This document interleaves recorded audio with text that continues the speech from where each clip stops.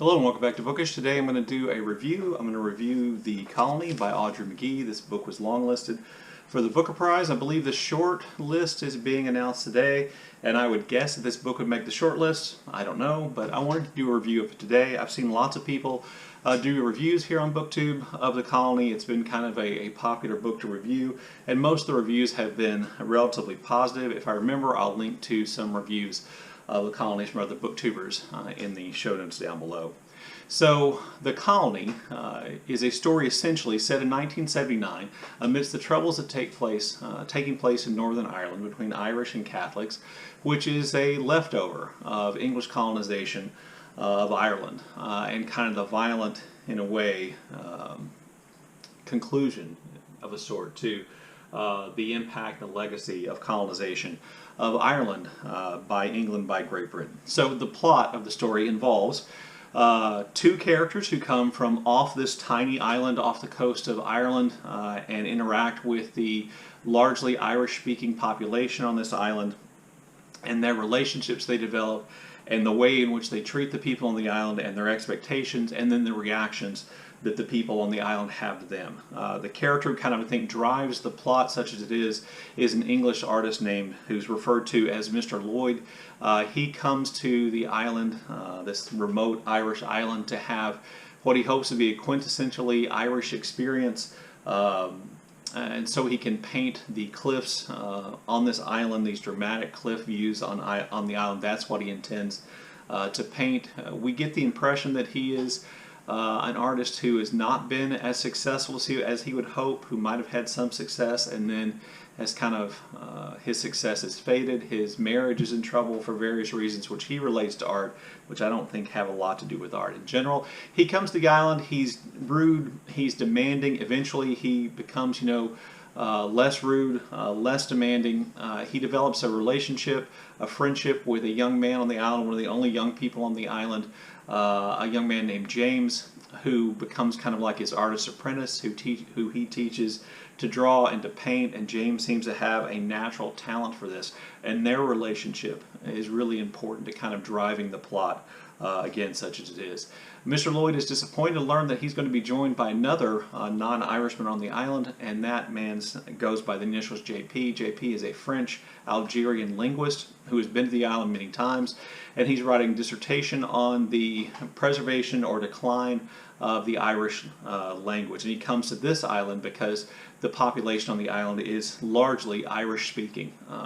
English has made inroads onto the population of the island, but there are still Irish-only speaking people, particularly among the older generation. So notice something quickly about Mr. Lloyd and JP. Both come to the island because they want something from the people. They want to paint, they want to have the Irish experience, they want to learn about the Irish language. They have something they want to create. Mr. Lloyd art, and JP this dissertation so he can get his PhD, etc. And both are going to then be making promises to various Irish people on the island. Mr. Lloyd to James regarding art, JP to the islanders regarding preserving their way of life and their language, and then we get the reaction of the Irish people on the island to them. And the reactions of the Irish people on the island to these two foreigners, an Englishman and a Frenchman, are really, I think, important to understanding the theme and how the theme, and really the subtle ways in which I think Magee has kind of woven the theme of her novel into this really fairly simple story, and a story which, to be honest with you, is not all that unpredictable. So if you didn't pick up on it, the theme of The Colony is essentially colonization, imperialism, and then the behavior of the colonizers, the reaction of the colonized, how the colonized adapt or don't adapt to the prospect of being colonized, and it's kind of played out then against this backdrop of extreme violence that was taking place during the period known as the Troubles in Northern Ireland. Specifically, the year is 1979. Between each chapter describing what takes place on the island, Magee includes a little snippet of kind of almost like a news item describing the death either of a Catholic at the hands of the Royal Ulster Constabulary or its affiliates, or a Protestant at the hand of the IRA or other Catholic Northern Ireland paramilitary groups. And at first, these kind of violent vignettes don't seem to have anything to do with what's taking place on the island. But as the novel goes on, you see how those vignettes, those little inserts, those news items about violence in Northern Ireland are related. And in the beginning, the characters in the novel don't react or don't seem to know anything about what we're learning about violence in Northern Ireland, but by the end of the book, they are reacting to those things, and they are aware of those things, and we're aware that they're aware of those things, and so we begin to see the two parts of the novel really kind of come together. So I think the theme of the novel is best described by talking about the characters. So again, we have Mr. Lloyd, who's the Englishman who comes to the island. He's kind of demands to have things the way he wants them to be. He does, eventually become nicer and more kind, but he clearly wants something. He's supposed to be coming to the island to paint nature, and in the end he ends up painting the people. Now, he was specifically told not to paint the people. The older Irish characters don't want him to paint them.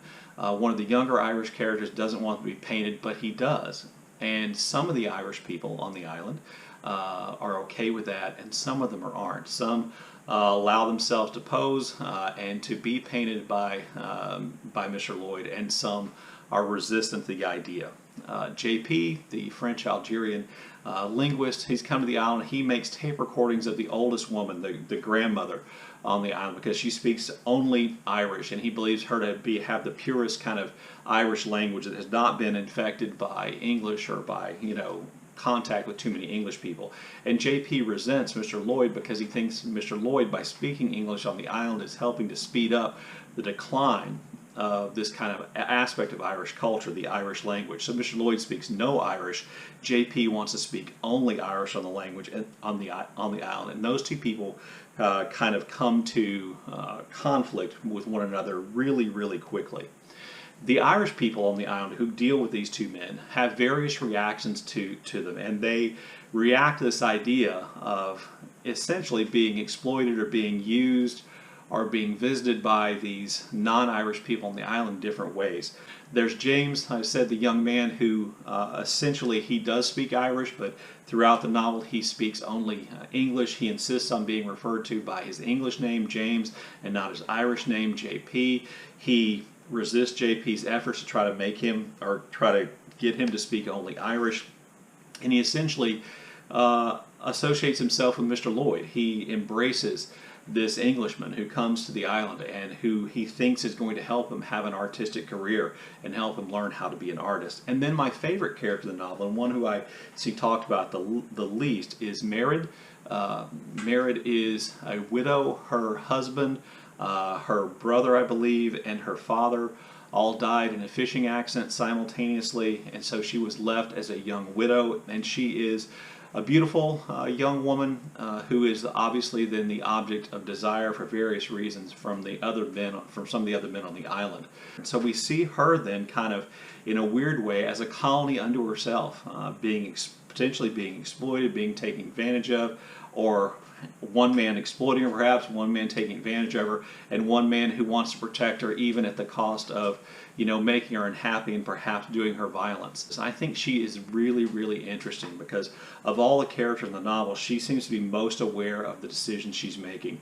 She, allows herself to be painted by Mr. Lloyd and has no illusions about what that will mean.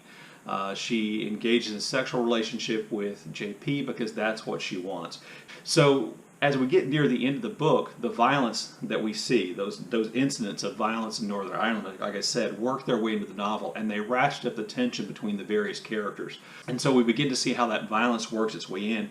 And we also, near the end of the novel, learn that the island itself, where all this is taking place, has not been immune to the violence, the troubles, not been immune to the violence and exploitation of the English when they colonize Ireland, that there's a history there as well. And that comes as kind of a shock to realize that these characters, many of them remember time periods in which the English had exploited them and mistreated them and taken advantage of them. And so it kind of all comes full circle with all the characters in some way or another kind of reflecting on the experience of being colonized and the violence taking place in Northern Ireland. The plot is not necessarily involved, and that's surprising, but it is really good in kind of making you aware and kind of bringing you to the point where you realize that the island in the colony is Ireland in microcosm. It is a colonized place in microcosm with, as I've said, all the characters representing different facets of colonization and exploitation that takes place. I think it's important to understand that while Mr. Lloyd is the most obvious, being English, is the most obvious exploiter of the people on the island, making promises he has no intention to keep, JP is also making promises and exploiting them, and making promises he probably can't keep. So a couple things about the novel I thought were great. I think the writing is oftentimes beautiful, so I just wanted to read you a passage. In this passage, Mr. Lloyd is on the cliffs and he's been sketching in preparation for making a painting. And the young man James has been out hunting for rabbits for dinner. And he's just come back. He's just killed some rabbits and come back to where Mr. Lloyd is painting. And then this scene takes place. "Can I draw you, James, just like that?" "Francis said you weren't to draw us." "Did he? I'll be very fast." Lloyd flipped to a new page, his pencil scrambling to capture the freshness of youth and death. The boy's dark hair, his blue eyes, his wrongly buttoned shirt, and his too short trousers, his scuffed shoes and socks that no longer had elastic. His fingers clasping the rabbit's hind feet, their eyes wide with shock, their bodies still to stiffen, the dribble of blood from each mouth yet to congeal, his pencil feverish, his throat humming, until his breath shifted and a bestial groan rose from his chest, a signal that he had achieved. His hand relaxed, and he filled out the boy's face, shading his eyes, his mouth. No triumph, every day, hunt for food. He drew the boy's skin, creamy white with flecks of pink on his cheeks. "Like your mother, James." "What?" "You look like your mother." That, I think, is beautifully written, and there is so much in that. So much we learn about Mr. Lloyd in that. His willingness to do what he knows he's not supposed to do, to exploit James by drawing his picture. His almost kind of sense of the idea we get of him almost having like this sexual release when he completes a drawing that he really likes, and then immediately we get that connection to James's mother and how much he looks like her. There's a whole lot in just that passage. I think that is beautifully handled and beautifully written. Another thing I really like about the book is how the text varies depending on who is driving the action. So it's almost like poetry when Mr. Lloyd is talking about painting and recording his impressions, and it's like painting with little dabs of paint, one word, short lines, short brush strokes. When he's talking about art and he's talking about his art and being an artist, it looks like that.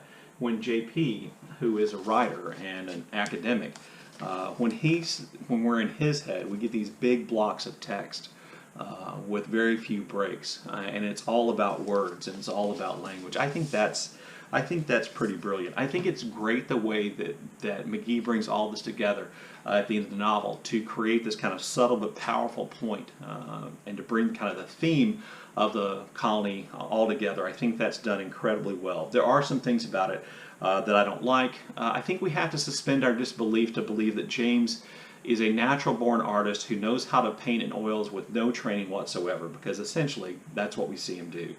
We have to suspend our disbelief to think that JP and Mr. Lloyd would automatically be so antagonistic to one another. I mean, their first conversation, they're already at one another's, on one of those bad sides, and that seems a little bit forced to kind of make a point, as does James's art. When JP is writing, we see JP writing his dissertation. Essentially, all Magee is doing is writing the history of the decline of the Irish language through JP, and that felt a little clunky, and that felt, to me, a little bit forced. I know other people have kind of criticized the novel for talking too much about the art and describing the art. To me, that was fine, even though there is quite a lot of that. Some kind of content warnings. There is animal violence, and there is one scene of domestic abuse.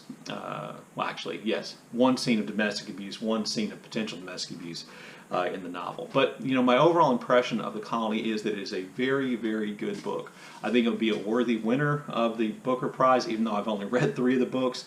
It's not my favorite on the long list. That's Still the Trees by Percival Everett.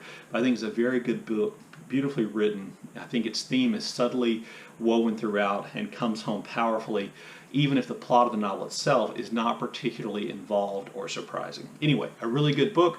I think it would be a great winner. I hope it advances to the short list. Look forward to your comments in the comment section below, and as always, thank you for watching.